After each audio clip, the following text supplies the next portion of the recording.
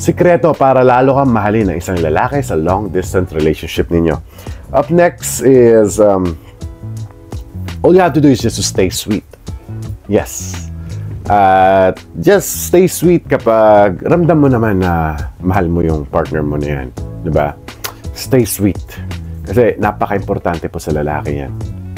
Talagang napaka-importante because staying sweet na kung magka-LDR man kayo or magkalapit man kayong dalawa is a feminine trait na gustong-gusto na isang lalaki sa mga babae. Yes, hindi lahat ng lalaki gustong-gusto yan. Kasi may nagsabi nga sa comment section na iirita daw yung mga lalaki nila pag sobrang sweet nila. But yeah, that's the exception to the rules. Baka yung naiirita na yan, may mga babae na yan na iba. Di ba? Baka nang bababae yan kaya naiirita sa'yo. So, but most of the time, gustong-gusto ng lalaki yung babaeng napaka-sweet. Tandaan niyo po yan, girls.